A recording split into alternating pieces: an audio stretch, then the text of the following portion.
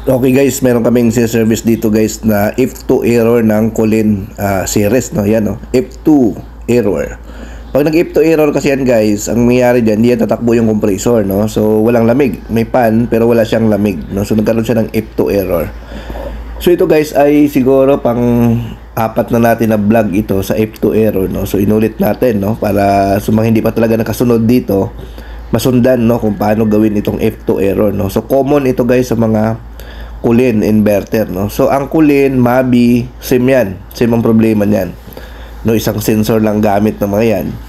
So kapag na-encounter kayo ng F2 sa Colin, sa Mabi brand, isa lang yan, no? So ito yung sensor na to guys ang kailangan natin palitan or i-test natin, no?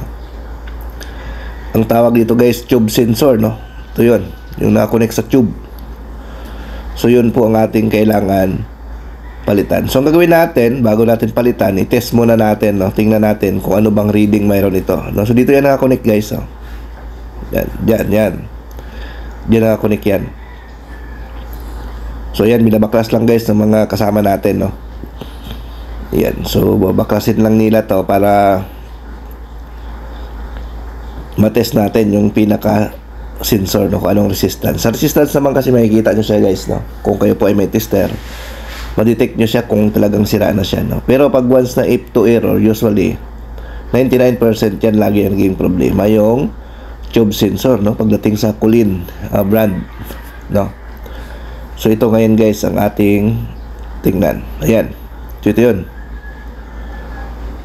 So ang gagawin natin dyan guys, i-splice na lang natin yan, no? Huwag na natin ibunutin doon sa socket nya, kasi yung usually guys, wala ka, yung malabibiling sensor nito, hindi kasama yung socket, hindi sila match, no? Hindi match yung socket, no? Kaya ang gagawin nyo lang, i-splice nyo na lang, no? Para idugtong nyo na lang.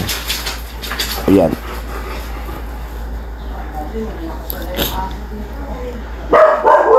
So ang gagawin natin, ito yon, yan. Ito yung parts na ito, ang ating i-check, no? So ayan.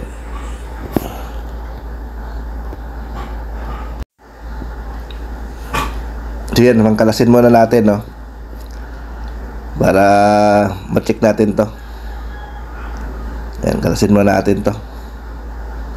Tapos putulin natin, tapos i-splice para ma-check natin. Yan. Sa mga gusto magpa-service pala, message lang kayo sa aming Facebook page sa Northshire Repair Shop, no? Yan. So ito guys, testerin natin, no? Tingnan natin kung anong reading mayroon itong sensor na tinanggal natin, no? Tingnan natin para sigurado tayo na sira talaga ito. So ayan, testerin natin. Tingnan natin yung pinaka-reading niya. Ayan, 338 ohms. So ibig sabihin guys, shortage na ito. Kilo ohms kasi dapat guys ang makukuha natin dyan. So ito ohms na lang. So ibig sabihin, shortage na siya. So ang tamang reading dapat yan mga 8, no? 8 kilo ohms, no? So ang kanya ay 300 ohms na. So ibig sabihin shortage na, no? So yun. So ang gagawin natin is splice na lang natin dito yan. So papalitan natin, tapos i-splice natin dito. So ito yung pamalit natin guys, at tanggalin lang natin ito yung socket na kasama dito.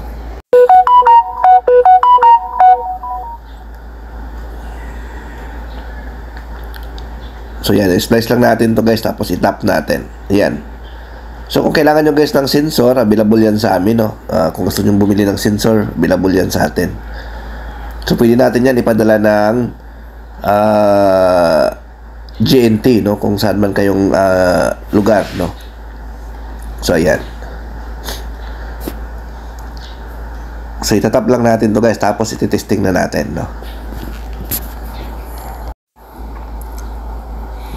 Ayan. So itap lang natin guys, no? Antay lang natin matap na, no? Yan. I-splice. Pag nag-splice kayo dyan, walang polarity yan, no? Kahit baliktaran pwede, no? So lagyan nyo lang guys ng electrical tape, no? Para sure ball after nyo matap. So pang-apat na natin na vlog ito sa F2 error. Siguro naman nasundan na ito ng ating mga taga-subaybay, no? So maglalagay lang tayo guys ng electrical tape, no? Maghahanap ng electrical tape. Ayan. So ito yun guys, no? So So yan, testing na natin guys. Mapansin nyo, wala na yung F2 error. So yun lang naging problema. Okay, thank you.